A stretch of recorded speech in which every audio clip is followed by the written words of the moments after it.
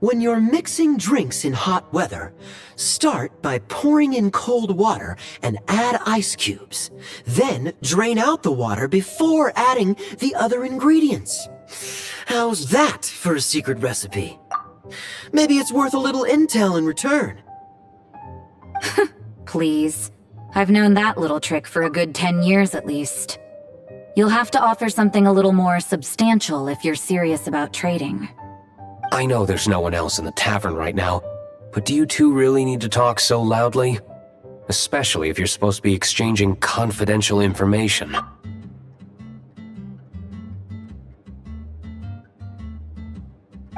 Kaeya! Rosaria! Diluc! Paimon knew we'd find you here! Looks like it's about to get even noisier. A little liveliness never killed anyone. Traveler, Paimon, what brings you our way?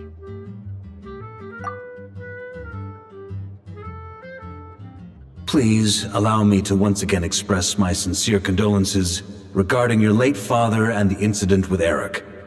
We make absolutely no excuse for his crimes.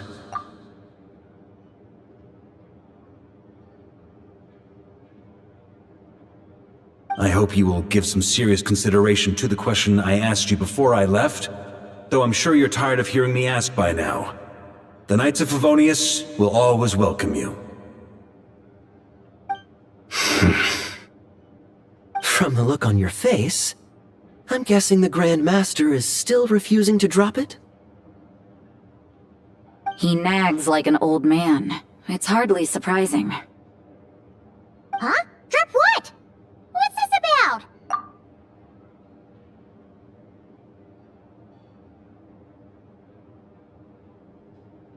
Nothing, really. Before leaving on the expedition, Varka came here to chat with me over a drink. I failed to avoid him. He, asked me if I'd consider rejoining the Knights of Favonius, and I declined. He expressed his regret about everything that happened, and asked me to reconsider. That's all there is to it.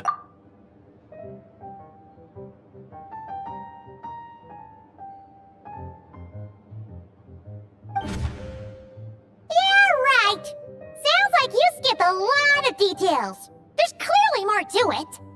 Whatever details I chose to omit are in the past. Dragging them back up now serves no purpose. You say that now, but back then, you couldn't let it go. You and the Knights of Favonius were constantly at odds. I wasn't seeing the full picture. I've had a lot of time to reflect since then. But my answer remains unchanged. I'm not rejoining the Knights of Favonius. Both the Grandmaster and the acting Grandmaster are too upright and honorable. I can't see the shadows that lurk beneath them due to the size of the organization they lead. They need someone on the outside to keep watch vigilantly. If I had a Mora for every time I've heard you repeat that argument. I actually don't disagree with the first part of what you said. But don't you think someone can keep tabs on things from the inside? When you join an organization, you're bound by its rules, no matter how free it may seem on the surface. You think so? Never mind the Knights. Have you honestly ever been bound by the rules of the Church? Good question. Have you considered that maybe that's why I chose to join the Church and not the Knights to begin with? Are they arguing or not? It's kind of hard to tell. Oh, kind of like the contingencies Jean was talking about. The more ways they have to protect their home, the better. Huh? Traveler?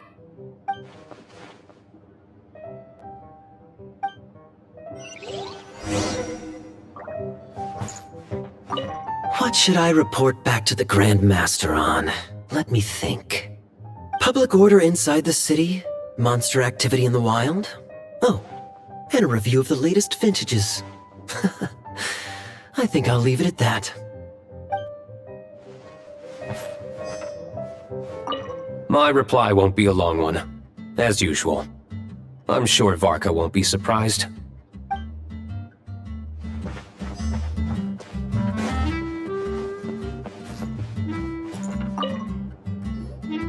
If you hadn't had to deliver that guy's mail, you wouldn't have been subjected to all this tedious arguing. When I write back, I'll tell him to quit making trouble for other people.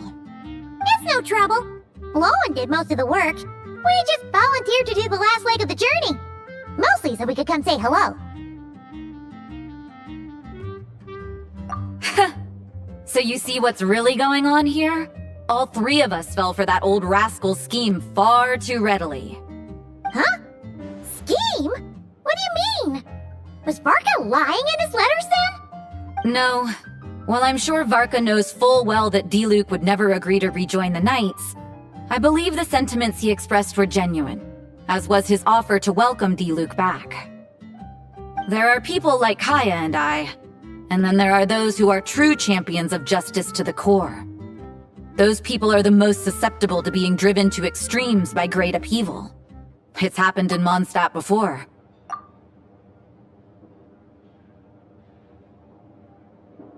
Not only that, but it happened to a Knight of Boreas. That'll really hit home for Varka. And that's why his nagging is even more persistent than usual. Yeah. So no one's told you this before? The lineage of the Knights of Boreas had nearly been extinguished twice in history.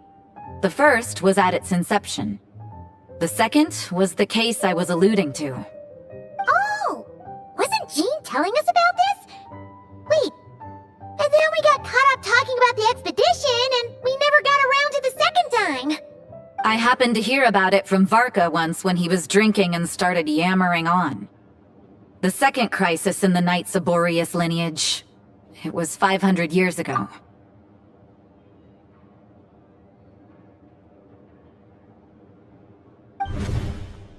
Although the Knights of Boreas are meant to be intermediaries between humans and wolves, in practice, very few of them have been truly recognized by Lupus Boreas over the past millennium. Of those who have, the best known are the first Knight of Boreas, Ravenwood, the wolf pup Rostam, and Varka himself. But 500 years ago, there was one who earned the respect of Boreas even before gaining the title. He was a disciple of Rostam. They thought he would become the mightiest Knight of Boreas who ever lived. He was the perfect knight. Righteous, principled. His name was Roland, the Bloodstainned Knight.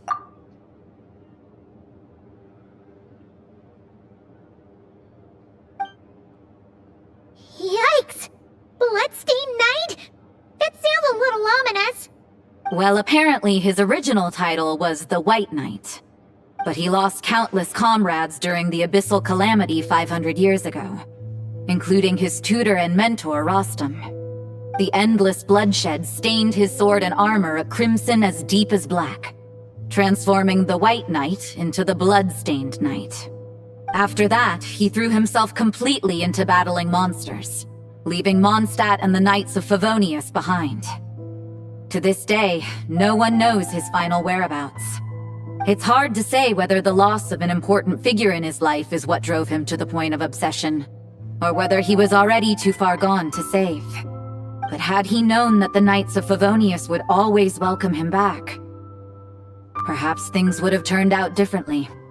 So if you want my opinion, the reason why Varka keeps asking Diluc to rejoin, despite knowing that he'll never say yes, is to let him know you're not alone.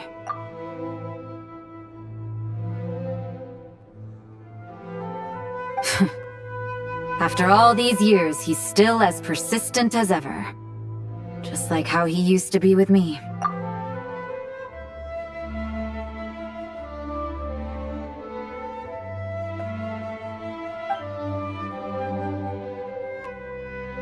Huh. Turns out Varka's a lot more thoughtful than he lets on. Paimon had the wrong idea about him. Anyway, there's still something about this whole Boreas business that Paimon isn't really getting. Wasn't Andreas a god in Mondstadt thousands of years in the past? If so, why did Jean say that Boreas and the Wandering Knight only arrived here just 1,000 years ago?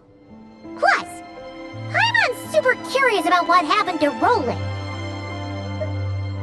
That's a great idea! Jean said he hasn't been showing himself much lately, but He always seems happy to oblige.